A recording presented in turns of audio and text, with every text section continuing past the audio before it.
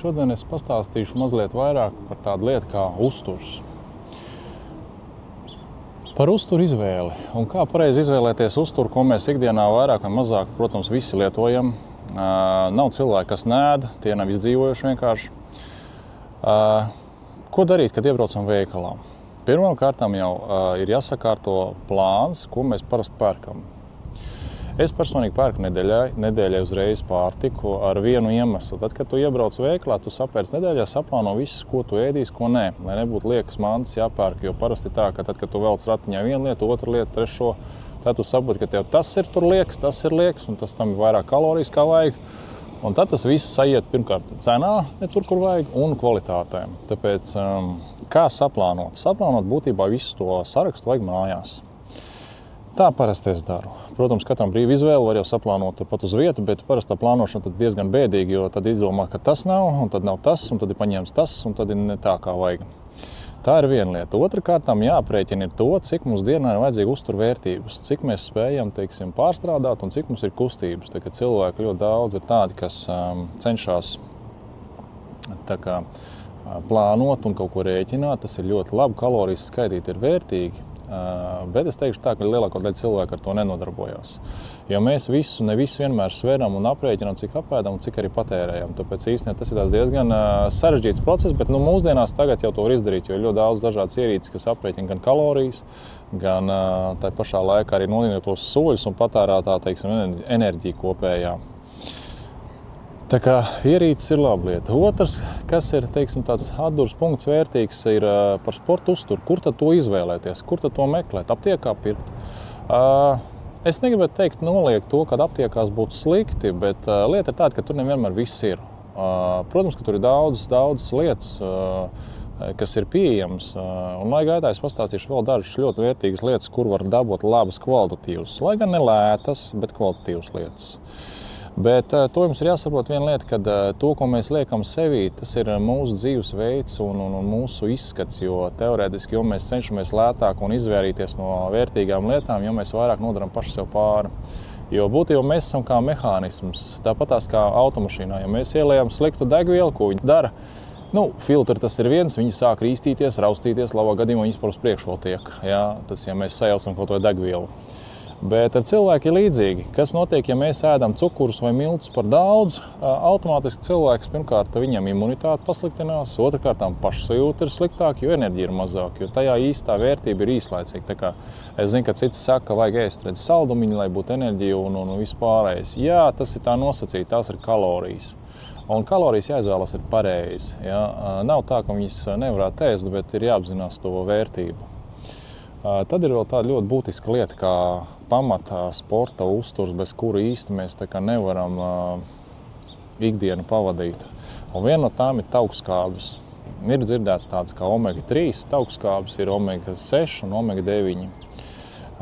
Kuras nozars būtu vēlamākā, kuras tiek patērēts visvairāk, tā ir tā omega-3. Tā ir lielāko daļu, teiksim, tādās taukainākās zivīs. Ja? Būsim arī godīgi, ja, ka zivs ļoti tāpatās kā gaļa, ļoti ķīmiski. Bet kas ir vērtīgi izvēlēties produktus pēc iespējas tīrākus? Nevienmēr dārgākais ir tas labākais. Tāpēc ir jāizvērtē kaut kādas pamatvērtības. Kas ir vēl būtiski? Ir būtiski vajadzīgas tādas vitamīnas lietot. Ikdienā mēs nevaram uzņemt saistībā ar mūsu klimatu. Mēs pirmkārt dzīvojam diezgan vēsā vidē. Kā jūs redzat, es esmu pufaikā, jau bišķi no saules. Es pieļauju, ka es varbūt esmu dzirdams vai neesmu dzirdams. Es ceru, ka esmu. Kad mums ir lieta tāda, ka mums pirmkārt kā ziemeļniekiem mazliet biezāks blīvums asinīm ir. Ja? Tāpēc bieži vien saka, ka pasties tie tur afrikāņi, pasties tie tur tādu smuku nožurījuši, tādu smuku smalku vēderu un tā tālāk. Tas ir vairāk saistīts pirmkārt jau ar tīri vilmaiņu kā tāda vecums un nervu sistēma, cik tas kopā viss strādā, jo tam nav viens atslēgas, teiksim, vārds, ja, kad ir, apmēram, ja tev ir vecāka dušīga, tad tu neko nevar izdarīt. Tā nav. Mēs īstenībā cilvēki varam visu mainīt, ja mēs gribam. Man ir bijuši dzīves piemēri ļoti daudz, jo kādreiz es strādāju ar grupām cilvēku, kas nāca tikai svaru mest nost. Es vairākiem esmu pierādījis un izstāstījis to, ka svaru var nomest ļoti īsā laikā, jo ķermenis ir kā atspēr. Jāapzinās tikai tā viena lieta, ka to, ko mēs strauji nometam, strauji nāk atpakaļ. Tāpēc ir jāzina to, ko mēs cik strauji darām. Jo teorētiski svaru nomest, ja godīgi, tad man laikam, ko es atceros tādu spilgtāko no piemēriem, man bija viens vīrietis, kad bija gadi. kad 45 pie 50. Dūšīgs, tāds foršs sirsnīgs cilvēks, un viņam arī bija kādi 130 kg, nu, krietnes. Un mēs 7 nedēļās dabūjām nost 31 kg. Jautājums, nu kā tā, nu ko tad jūs tur darīja, neko neēd? Nu tā īsti gan nav. Ļoti precīzi izrēķinot kalorijas un patērēto daudzumu dienas, to visu var nomest. Jo lielākā daļa organisms jau iztīra viss, kas ir šlakas, būtībā zarnās sasēdušās. Otra lieta, tas, ka ūdeni izdzen ārā. Un organisms sāk dilt pakāpeniski, bet kas ir trakākais tajā visā? Kad mēs būtībā radām viņam stresa organismu diezgan augstā mērā, un tas ir mazliet jāseko līdz, ka, teiksim, cilvēks met svaru nost, lai viņam pietiktu visas izejvielas vajadzīgās, tātad visi minerāli, visi elektrolīti, lai nebūtu vienkārši tāds stress liekas. Par to es pastāstīšu sīkāk, bet es vienkārši kā salīdzinājumu gribēju teikt to, ka cilvēks nav neviens tāds, kurš sev nevarētu izmainīt. Ir attiecīgi tikai tas, cik tu esi gatavs tam strādāt un veltīt laiku. Protams, tam visam daudz līdzekļu vajadzīgi, jo ir daudz speciālisti, kas, protams, prasa ļoti liels līdzekļus, lai panāktu vajadzīgo rezultātu. Ir daudz klīnikas un iestādes, kur ir arī tieši svaru vērotājiem un pašam pazīstamam vienam ļoti foršam cilvēkam pieder ļoti skaista vieta, kur tieši tāpat tās cilvēki brauc, viņi met nost svaru, viņi veselīgi ēd, viņi veselīgi sporto.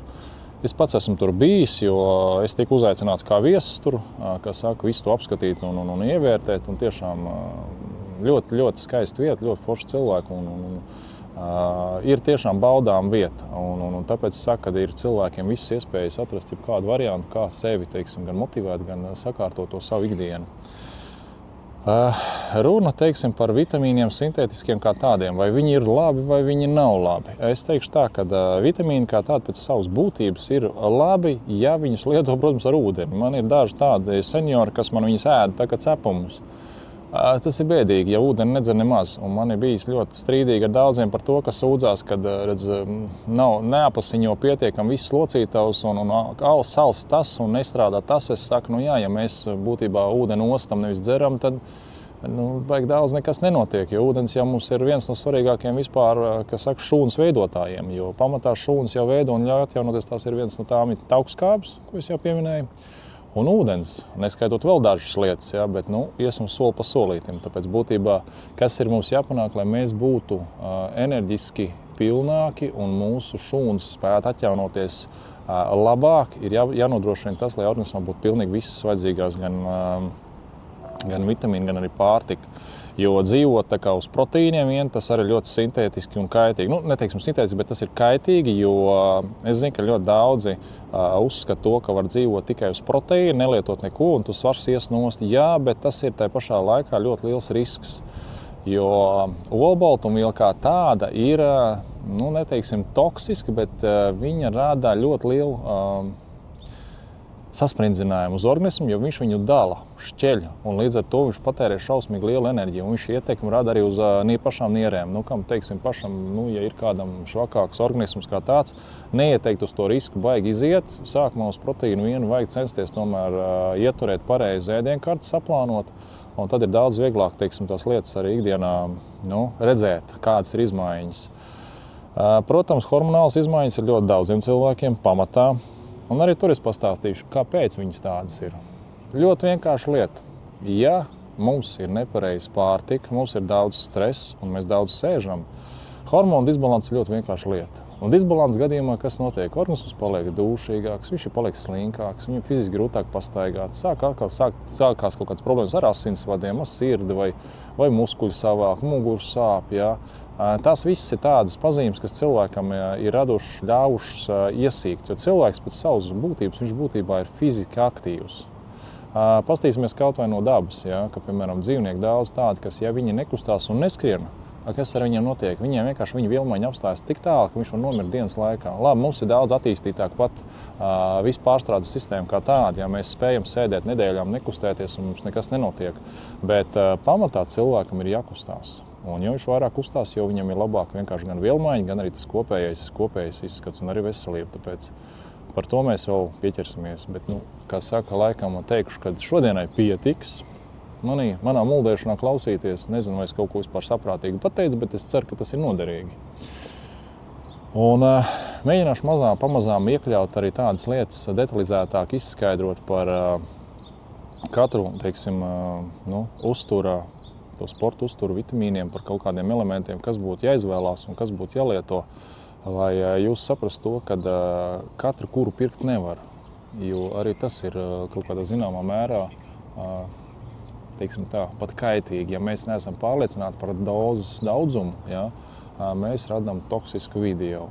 Un toksiska vide būtībā mums visiem cilvēkiem ir. Kāpēc tā teiksiet? Kur tur nav toksiski, es ēdu dārziņas? Tā viss nav, ņemot vērā, ka lielāko daļu mūsu visas preces, ko mēs pērkam, ir iepakotas plasmasos. Un ja jūs zināt procentuāli, cik mums ir šausmīgi daudz plasmas organismā, kuras īsti ārā nevar dabūt, ja, tad jūs būtu šokēti. Tāpēc īstenībā teikt to, ka cilvēki dzīvo veselīgi, ne tuvu.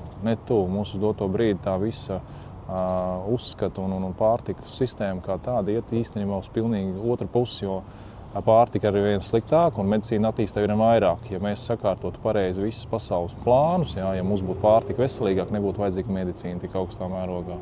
Bet, kā saka, biznesa veido. Pārtika jau pērk tāpatās, līdz ar to, lai pārtika neiet postā, viņu piegāž klāt visādas ķīmiskas lietas, lai tas tiktu saglabāts un lielāks un tā tālāk. Ja? Un cilvēks viņu per iekšā un pilns ar ķīmiju un organisms paliek vienkārši toksisks un ārā nevar dabūt.